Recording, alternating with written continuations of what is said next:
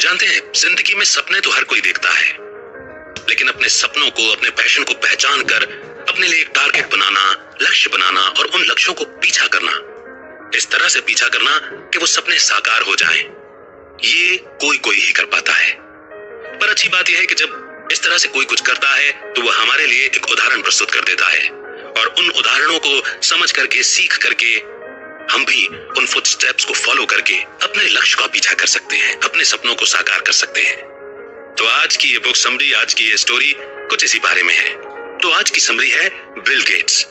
ये book summary यानी कि ये किताब हमारे समय के सबसे बड़े इनोवेटर और सक्सेसफुल बिजनेस की जिंदगी के बारे में बताती है। इसमें बिल गेट्स की जिंदगी से जुड़ी कई सारी घटनाओं का जिक्र है, और साथ ही हमें इस बुक समरी से यह भी सीखने को मिलता है कि हम अगर दुनिया के सबसे अमीर आदमी बनना चाहते हैं तो ये नामुमकिन नहीं है। अगर आप वो इंसान हैं जो जिंदगी में कुछ बड़ा अचीव करना चाहते हैं तो ये बुक समरी बार बार पढ़नी और सुननी चाहिए, क्योंकि ये आपको अपने गोल्स अचीव करने की दिशा में पहला कदम उठाने के लिए इंस्पायर करेगी। हर इंसान जो अपने सपने और अपना पैशन फॉलो करना चाहता है, उसे ये समरी सिर्फ एक बार नहीं, बार बार पढ़नी चाहिए और दूसरों को भी पढ़ने के लिए एनकरेज करना चाहिए। तो आइए फिर बिना देर किए शुरू करते हैं आज की बुक समरी, बिल गेट्स। अगर आप दुनिया के सबसे अमीर इंसान होते तो आपको कैसा लगता? काफी एक्साइटिंग लगता ना? मैं शर्त लगा के ये बात कह सकता हूं कि जो कोई भी ये पढ़ रहा होगा या सुन रहा होगा, उसने अपनी जिंदगी में कम से कम एक बार ऐसा जरूर सोचा होगा कि काश वो दुनिया का सबसे अमीर इंसान होता। ये वो सपना है जो ज्यादातर लोग देखते हैं, पर उनमें से कितने लोगों का यह सपना पूरा होता है? वेल, एक ऐसे आदमी को तो हम जानते हैं जिसने अपना अमीर बनने का सपना बहुत ही कम उम्र में पूरा कर लिया था। जी हाँ, वो और कोई नहीं बल्कि बिल गेट्स हैं, जो दुनिया के उन लोगों में से हैं जिन्होंने सबसे पहले इनोवेशन और टेक्नोलॉजी की शुरुआत की थी।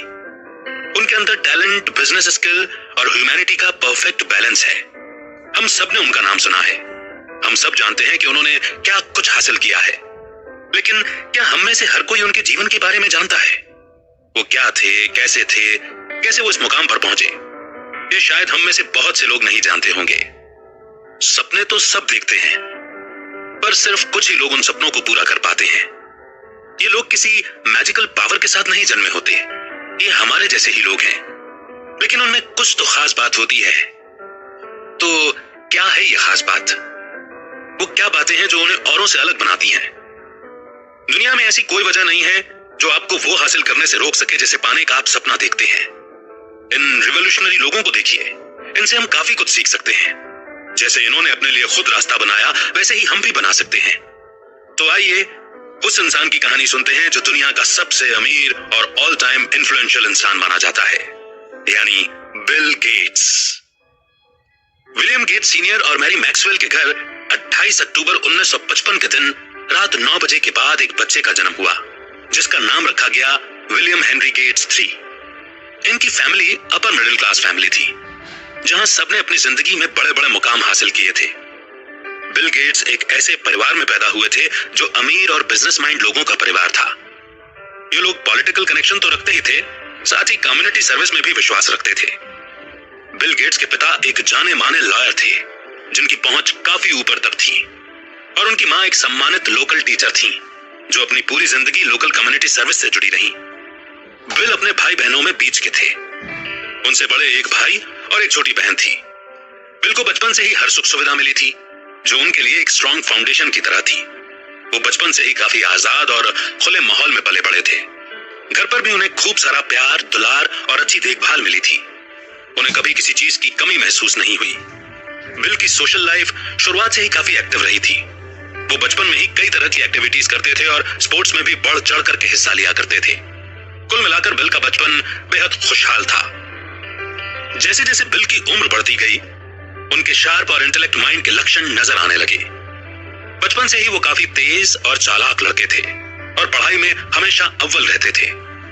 हालांकि रेगुलर स्कूल सिस्टम उन्हें कभी खास पसंद नहीं आया। उन्हें सिंपल पढ़ाई में उतना इंटरेस्ट नहीं था। वो बड़ी जल्दी बोर हो जाते थे, इसलिए कोई भी चीज उन्हें ज्यादा देर तक बांध कर नहीं रख पाती थी। धीरे धीरे उनका फ्रस्ट्रेशन उनके व्यवहार में भी झलकने लगा था। एक बार बिल जब 12 साल के थे तो उनके पिता गेट्स सीनियर ने उनके मुंह पर पानी फेंक कर मारा था, क्योंकि बिल अपनी मां से बुरी तरह से झगड़ पड़े थे। तब उनके पेरेंट्स ने उनके इस गुस्से और बदले व्यवहार की जड़ तक पहुंचने की ठानी और उन्हें काउंसलर के पास लेकर गए ताकि वो बिल की समस्या का कोई उचित समाधान निकाल सके। उन्हें पता चला कि बिल एक बेहद टैलेंटेड लड़का है जिसे अपना टैलेंट बाहर निकालने का मौका नहीं मिल पा रहा, इसलिए उसे एक स्पेशल स्कूल की जरूरत थी जहां उसे सही डायरेक्शन और गाइडेंस मिल सके। और इस तरह 13 साल के बिल गेट्स को सिएटल लेक साइड स्कूल भेज दिया गया, जो खास उनकी तरह के बच्चों के लिए बना था।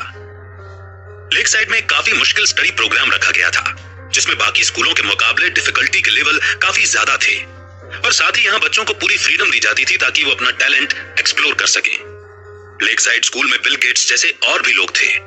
यहाँ आकर बिल को काफी अच्छा लग रहा था, क्योंकि यहाँ उन्हें अपने जैसे लोग मिल गए थे जिनके साथ वो इंटरेक्ट कर सकते थे और अपने दिमाग को चैलेंज करने के मौके ढूंढ सकते थे। ये स्कूल बिल की लाइफ का एक टर्निंग पॉइंट साबित हुआ, क्योंकि यही वो जगह थी जहां उन्हें अपना असली पैशन पता चला और वो उन लोगों से मिले जो आगे चलकर उनके फ्यूचर प्रोजेक्ट के पार्टनर बने। लेक साइड स्कूल में बिल पॉल एलन से मिले, जो बाद में जाकर माइक्रोसॉफ्ट में उनके बिजनेस पार्टनर बने। इसके अलावा बिल की दोस्ती कई और लोगों के साथ भी हुई, जो फ्यूचर में उनकी कंपनी माइक्रोसॉफ्ट के पहले एम्प्लॉय बने। यही वो जगह थी जहां बिल का पहली बार कंप्यूटर से परिचय हुआ, जो बाद में उनका पहला और आखिरी प्यार बना। उन दिनों कंप्यूटर काफी महंगे हुआ करते थे, इसलिए साइड लेक स्कूल वालों के लिए कंप्यूटर खरीदना बस की बात नहीं थी। हालांकि उन्होंने एक कंपनी से कंप्यूटर टर्मिनल लिंक खरीद लिया था ताकि स्टूडेंट कंप्यूटर सीख सके। इस तरह से उन्हें असल में कंप्यूटर खरीदना भी नहीं पड़ा और स्टूडेंट्स को कंप्यूटर सीखने का मौका भी मिल गया।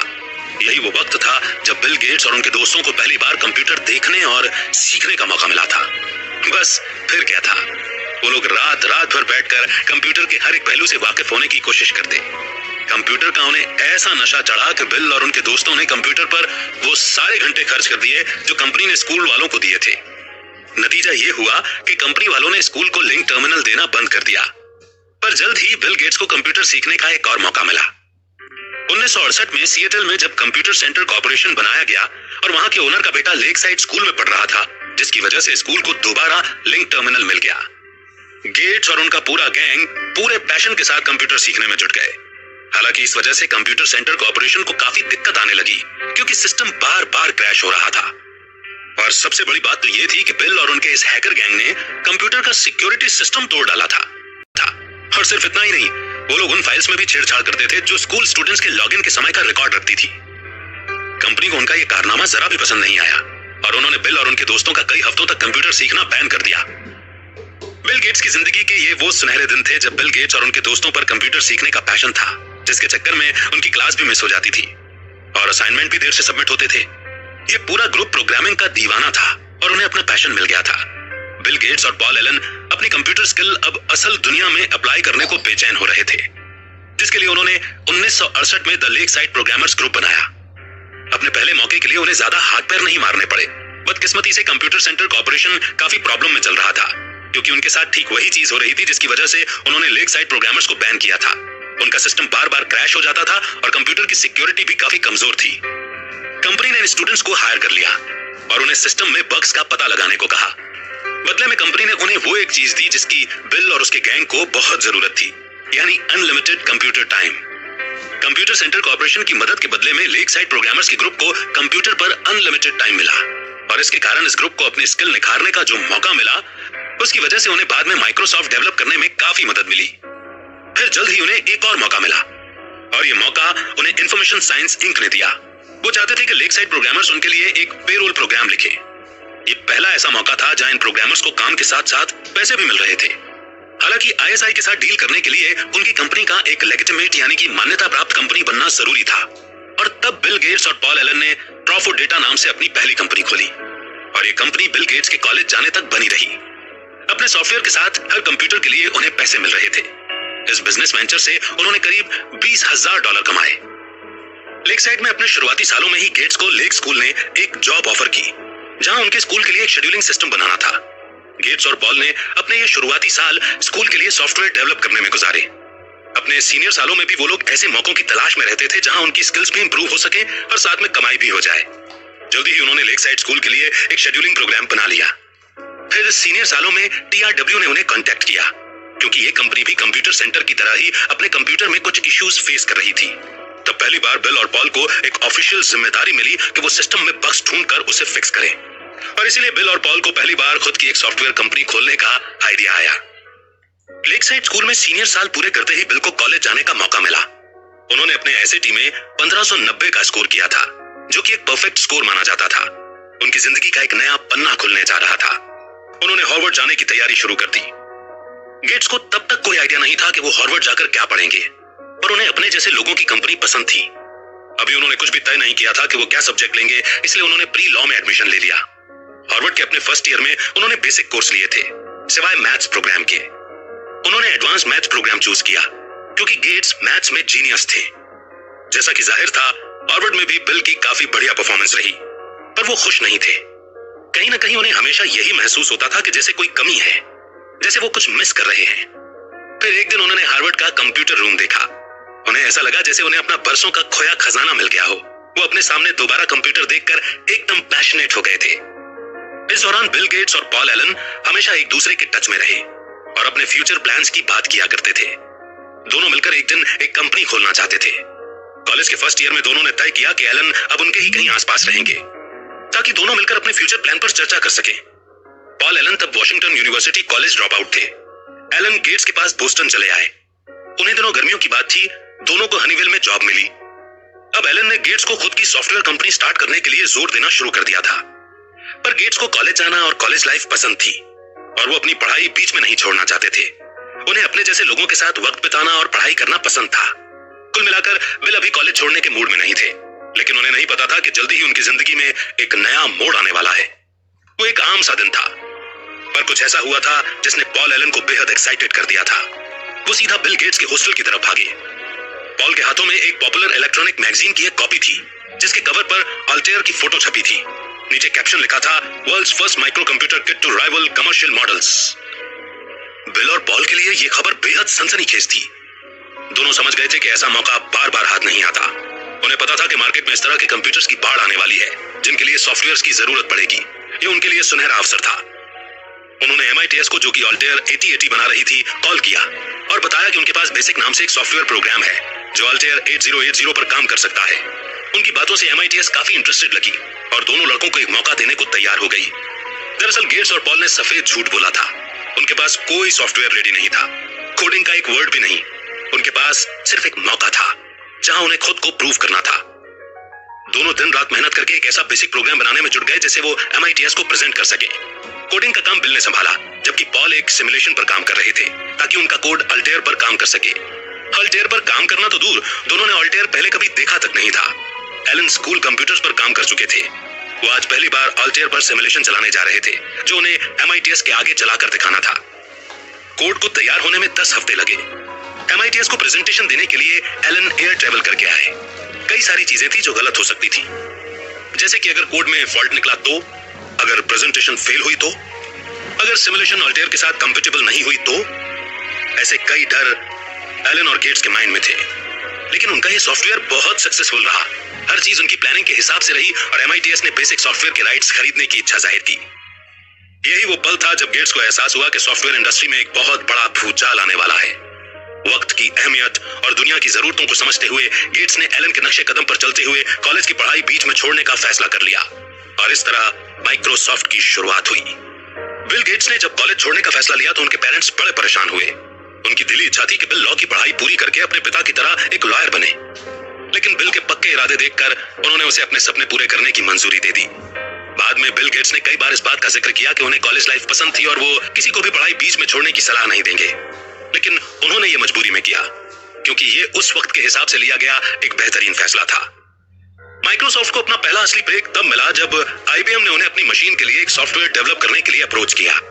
इससे पहले माइक्रोसॉफ्ट एक छोटी सी कंपनी थी, पर इस ब्रेक के बाद उनके साथ कई बड़ी बड़ी चीजें होना शुरू हो गईं। उन्होंने IBM के लिए MS-DOS डिजाइन किया। यही वो वक्त था जब उनके एक सफल बिजनेसमैन होने की झलक मिलना शुरू हो गई थी।